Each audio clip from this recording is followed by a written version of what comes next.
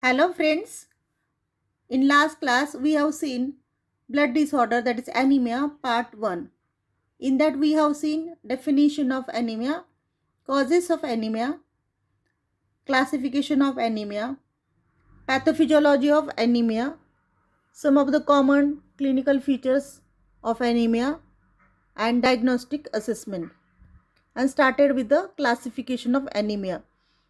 And this part 2 will include different type of anemia, its causes, definition and management. So let us start with the today's session part 2, anemia. So first is the iron deficiency anemia. So word itself says iron deficiency. There is a deficit of iron in the blood. Basically there will be a chronic microcytic hypochromic anemia. And what happens there? It is a chronic disorder. Why it is said chronic? There will be long term or long duration disorder. Then microcytic, that means shape of the RBC will be compressed, or the small RBC as per compared to normal, there will be a compressed RBCs. Hypochromic, there will be discoloration of RBCs. So as per definition from the textbook, this is a chronic disorder and there will be abnormal shape, size and color of red blood cells. So what happens when there is an iron deficiency and patient has a iron deficiency anemia? As we know, normal hematopoiesis or specifically erythropoiesis, that is formation of red blood cell, and then along with that hemoglobin formation. One important element required for this process is iron. So when there is a iron deficit during this process, there will be no normal formation of RBCs.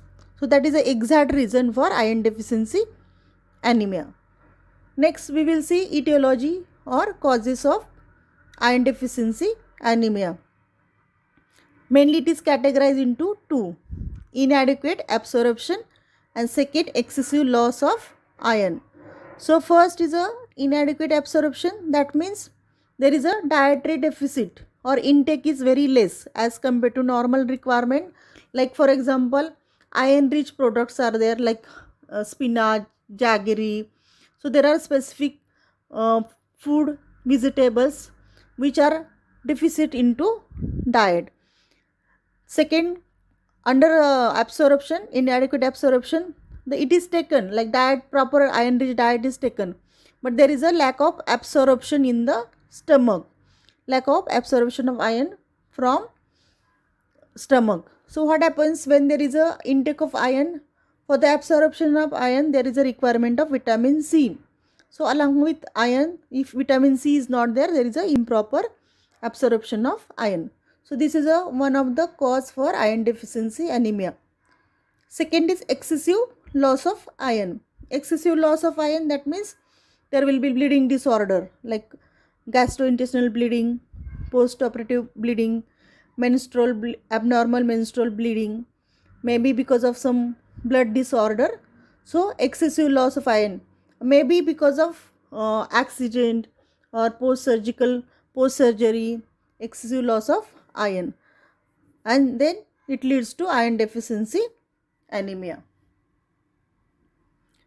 Next is a major risk factor for iron deficiency anemia. So what are the major risk factor? So patient may have a reduction in iron and then hemoglobin and leads to iron deficiency anemia. First is a chronic blood loss. As already I said, chronic blood loss, gastrointestinal bleeding, specifically into fissure or hemorrhoid. Second, menstrual bleeding, then postnatal bleeding, then accident, after the accident bleeding, then bleeding wound or cut injury to the veins and arteries. So there are some causes for chronic blood loss. Second, insufficient intake of iron. Okay, insufficient intake of iron, maybe dietary iron will be insufficient, or if supplementary has to be taken, it is not taken properly. So insufficient intake of iron. Next is a impaired absorption. Already we discussed impaired absorption of iron in the stomach.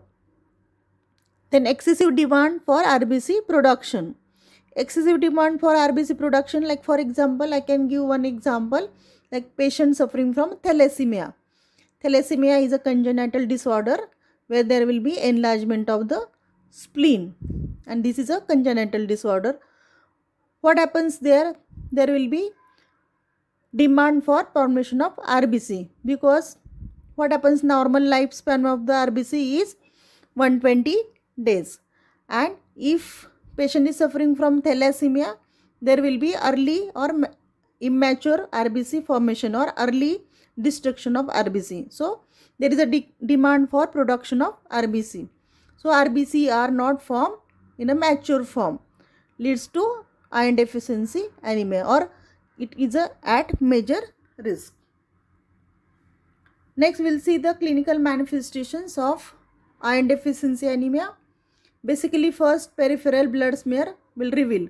We can identify with the sign and symptoms and history taking.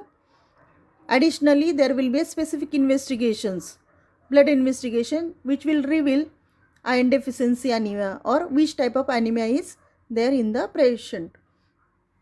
So first is a peripheral blood smear revealing the microcytic or pale or hypochromic RBCs. So if you peripheral smear is checked, we can see the shape of the RBC is microcytic, small in size, and there is a discoloration or pale or hypochromic RBCs we can see, as we have seen in the part 1 some of the slides of microcytic anemia. Second is hemoglobin level. Hemoglobin level is 6 to 9, in the range of 6 to 9 gram per deciliter. Then reduced mean corpus CV, that is mean corpuscular volume, and mean of the corpuscular, that is decrease the number of RBCs. Decrease, in simple way we can say decrease or reduction of RBC count. Next, fourth word, hemoglobin and mean corpuscular hemoglobin concentration. Hemoglobin will be decreased, and even the hemoglobin concentration we can say it is increased. So these are the specific 4 blood investigations related to identification of iron deficiency anemia. Continuation with these, next we can identify serum iron level. Basically we can say serum iron level. So normal level is 50 to 60 milligram per deciliter in adult, and if it is decreased or reduced to the 10 milligram per deciliter, so we can identify this is because of iron deficiency anemia. Next, total iron binding capacity, which is very important investigation here. Total iron binding capacity elevated to 350 to 500 milligram per deciliter, and normal is around 250 to 350 milligram per deciliter. Next is a complete absence of hemoseridine. And what is hemoseridine? There will be complete absence of hemoseridine, and it is a soluble form of storage of iron which is absent from the bone marrow. So when there is no iron, hemoseridine is not there, that is insoluble iron is not there, there is no formation of red blood cells. Next one is a immunoradiometric serum ferritin level, which is important, again investigation, checking the serum ferritin level, and which will be a below normal level.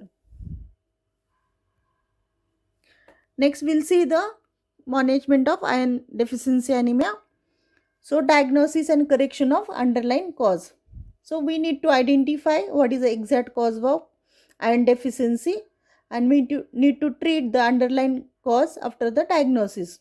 So we come to know there is a dietary deficiency, maybe there is a lack of absorption, maybe problem with the formation of RBCs. So we need to identify the underlying cause and treatment according to cause. Then next, treatment through the diet and supplemental iron. And supplemental iron can be given in the form of oral route, or if severe anemia is there, it can be given in the injectable form.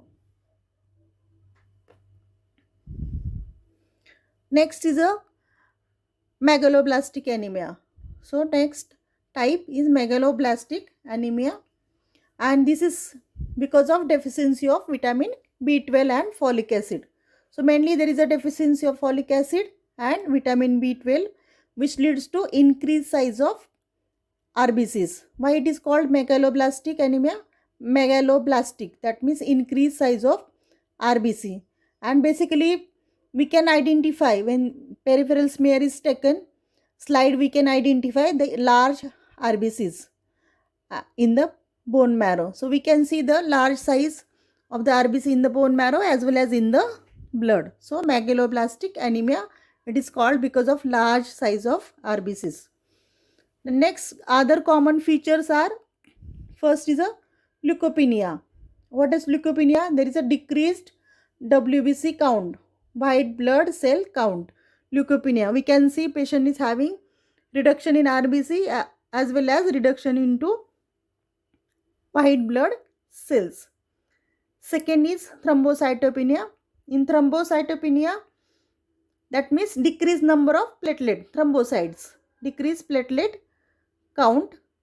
And third one is oral or gastrointestinal and neurological manifestations. So patient will show some like oral, like patient will have ulceration in the mouth, patient may have a bleeding of GI system, lack of absorption, acidity, and some of the neurological manifestations or clinical features patient can see. So in other common features, we can say normal WBC count will be decreased, platelet count is decreased. So normal WBC count is when it is decreased along with the RBC, patient may have, it is termed as a leukopenia. When decreased platelet count is called as a thrombocytopenia.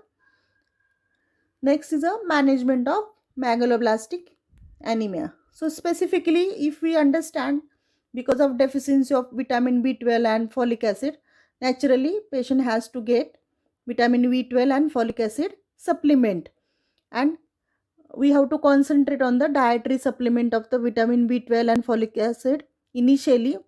If it is a severe condition, injectable vitamin B12 is given to the patient. So management, treating the megaloblastic anemia with supplement of vitamin B12 and folic acid. Next we'll see third type, that is pernicious anemia. What is pernicious anemia? Again, there will be vitamin B12 deficiency. Basically, it is said as per the textbook, pernicious anemia is one type of macrocytic anemia. Macrocytic anemia, that means it is caused because of absorption of vitamin B12. Macro, that means there will be a increased size of RBCs, and again there is a problem with the absorption of vitamin B12. Next is the etiology and risk factor of pernicious anemia. What are the etiological factor, or we can say risk factor? So first is a lack of intrinsic factor, a glucoprotein produced by the partial cell of gastric lining. So important one, first cause is lack of intrinsic factor, internal factor within the gastrointestinal system. Within the system in the parietal cells, there is a intrinsic factor, that is glucoprotein is produced by the partial cell of the gastric lining. So which is deficit, which is lacking. So there is no proper absorption of vitamin B12. Second, vitamin B12 is absorbed in the terminal ileum. If like that portion is resected due to surgery or some other reason, or when there is a cancer of ileum or any obstruction, so ileum is removed, surgically resected. So absorption doesn't happen permanently. Third one is the autoimmune response. Autoimmune response, that means patient will have a immunity related problems, and there is a absorption problems of vitamin B12. Fourth one, without vitamin B12, like deoxyribonucleic acid, that is DNA synthesis and cell replication are impaired. So what happens when there is a deficiency of vitamin B12? There is a impairment of formation of or synthesis of cell replication, or it is replicated, or it will be in abnormal form. Erythropoiesis, like there will be impediment into erythropoiesis, that is formation of erythrocyte, that is RBC, because of folic acid deficiency. Folic acid deficiency, that means again I will say that when there is a process of hematopoiesis, that is formation of RBC is called as a formation of RBC is erythropoiesis. When there is a deficit in the folic acid which is requirement or combination of folic acid along with the iron and other elements lacking, there is no formation of complete RBCs. Then vitamin B12 and then production of myelin on the nerve from the vitamin B12 directly are greatly affected. When there is a deficit of vitamin B12, there is a neurological deficit. So these are the etiology and risk factor of pernicious anemia. Next, what are the clinical manifestations? As we know, there is a decreased hemoglobin level. As usual, we have seen hematocrit and RBC level. So reduction in hemoglobin, hematocrit and red blood cells. Anemia, gastrointestinal manifestation, neurological disorders and absence of gastric hydrochloric acid. So if you see anemia, we can identify patient is having anemia. Already underlying cause is deficiency of vitamin B12, and there is a some of the gastrointestinal manifestation, that means patient may have a acidity, indigestion, lack of absorption and neurological deficit. Management of these type of anemia: first again vitamin B12 supplement, maybe dietary supplement or injectable supplement, iron supplement and folic acid supplement. So three important aspects. Basically initially dietary supplement of vitamin B12, iron supplement, folic acid supplement. These all supplement and sources of vitamin B12, iron and folic acid we will see in the dietary management. Next is a aplastic anemia. Aplastic anemia is caused by bone marrow and it is severely hypoplastic.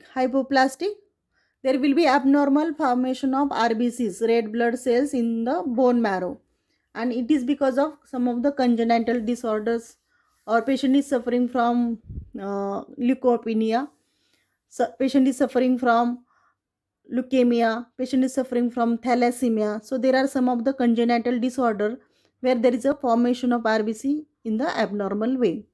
Aplastic anemia. Next is a hemolytic anemia. Hemolytic itself, it says the hemolytic. What is hemolysis? Hemolysis is a destruction of red blood cells. Hemolysis. So hemolytic anemia itself, it is a shortening of the lifespan of the RBC or abnormal destruction of RBC. Again, it will be because of some of the congenital disorders. Basically, like I said, thalassemia, which is a congenital disorder where the lifespan of the RBC is reduced, early destruction of RBC or premature formation of RBC. So that is called as a hemolytic anemia. Next is a sickle cell anemia. Sickle cell, last class we have seen the shape of the RBC, how it is like tail size RBCs or compressed RBCs in the sickle cell anemia, and it is a hereditary disorder or inherited disorder where there is a abnormal synthesis of hemoglobin, and patient may have a hypoxia, that is decreased oxygen level in the cells and obstruction of the blood vessel. So these are the some of the types we have seen. Now we'll see relieving the manifestations. If you see anemia and types of anemia, there will be a common sign and symptoms, common clinical features because of reduction in hemoglobin. Cause may be anything, but there is a reduction or deficit of hemoglobin level as compared to normal. So we'll see relieving the manifestation, how we can relieve the manifestation of the patient with anemia. When patient is having anemia, patient may have a breathlessness on exertion, patient may have breathing problem, dyspnea because of hypoxia. So we need to treat the patient as per the sign and symptom. So first, to prevent the hypoxia, Basically, when patient is having severe anemia, like hemoglobin level is less than 8, 7 or 6 gram per deciliter, patient may be diagnosed as a severe anemia, and that patient will have a hypoxia. So oxygen therapy is very important. So oxygen therapy is given to the patient. Second is erythropoietin. So erythropoietin, it is given into injectable form subcutaneously, that is subcutaneous injection, and erythropoietin can be given to treat the chronic and severe anemia. So here in relieving the manifestation, oxygen therapy and erythropoietin in the injectable form. Next is the iron supplement. So iron supplement, we can see majority of the anemia are iron deficiency anemia. So it is very mandatory to give the iron supplement to the patient with the anemia. So ferrous sulfate, like ferrous sulfate is given 0.325 gram orally 3 times a day with meal. So as a iron supplement. Then ferrous gluconate, that is 0.3 gram orally twice a day, and intramuscular it is given. Mainly it is called as interferon 100 to 250 milligram. And then client is usually receive the iron supplement at least 6 months or maybe replicated after the checking of the blood investigation hemoglobin level. It can be again given advice to the patient. Main important, like it patient has to advise first diet, iron rich diet, folic acid rich diet, and vitamin B12 rich diet, along with the supplementary iron in injectable form. We need to check the patient's tolerance, whether patient is allergic for the iron supplement, whether patient is habitual for some medications or may have a side effect of reduction in the hemoglobin and iron. And we have to identify the cause, whether patient is having bleeding tendencies, bleeding problems. So iron supplement. Next is a blood transfusion. When severe condition, patient is having hemoglobin like 5 or less than 5 gram per deciliter and patient has to admit in the hospital, blood transfusion is a one of the management when we have to treat the severe anemia. When there is acute blood loss or severe blood loss and patient is suddenly drop of the hemoglobin level, so we have to start with the blood transfusion to the anemia when patient's hemoglobin level is less than 6 gram per deciliter. Then next is a preventing complications. It's very important again, otherwise patient will go into congestive cardiac failure if hemoglobin level, and it is a chronic disease and continuously there is a low hemoglobin level, patient has to compensate with the all supply to the oxygen supply to the each organ and each cell of the body. So preventing complication is vital role here.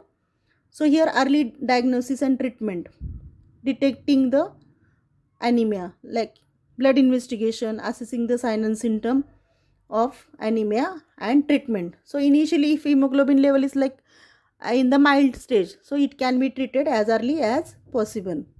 Second, diet rich into iron, diet rich into vitamin C, vitamin B12, folic acid, high protein diet has to be given to the patient. Next, supplementary iron, vitamin B12, maybe injectable form, and regular checkup of the patient, which will help to reduce the complication of severe anemia.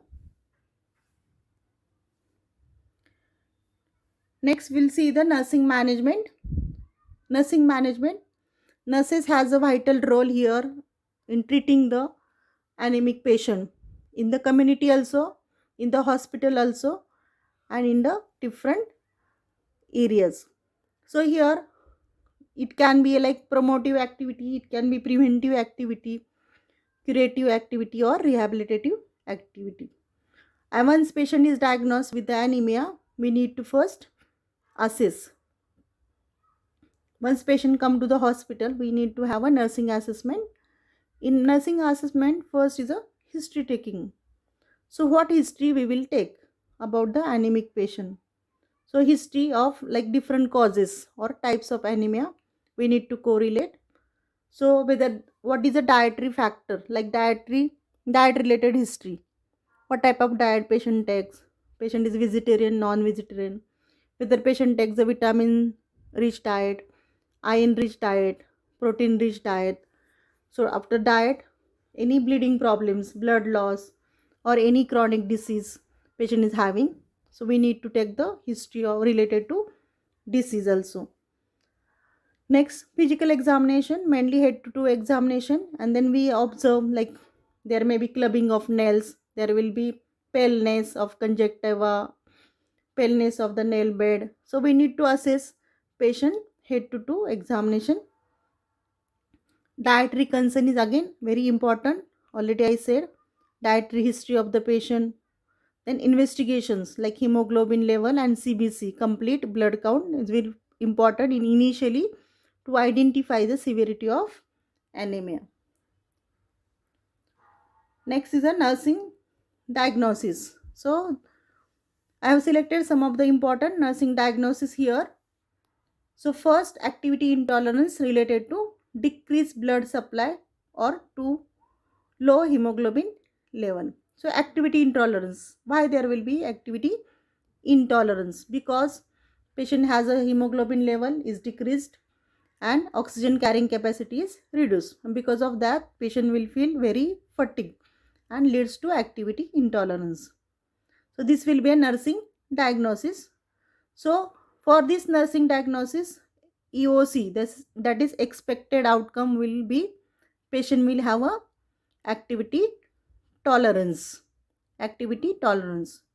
So for activity tolerance, that means normal activity tolerance, what care we can plan under this nursing diagnosis. So first, assess the activity tolerance, assess the vital signs before and after any procedure or before and after any activity. Next, plan the care to the patient at a glance, so patient will get adequate rest and patient don't have to get up and then again disturb the patient and take care of patient. So plan the activity so patient will not tired. So activity tolerance has to be at the normal level with some of the interventions. Next, alter tissue perfusion related to decreased blood volume. So for this EOC will be expected outcome, there will be normal tissue perfusion.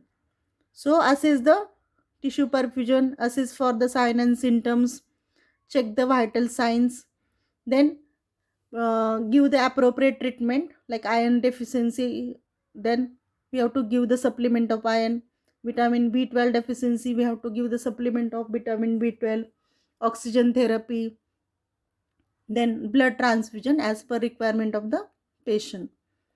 Next, alter nutrition less than body requirement related to disease treatment or lack of knowledge of adequate nutrition. So here alter nutrition, that means patient should get adequate nutrition as per requirement or as per need, and we should provide knowledge to the patient. So this is about the dietary concern. So dietary concern specifically, I will share this one of the document on the diet in anemia.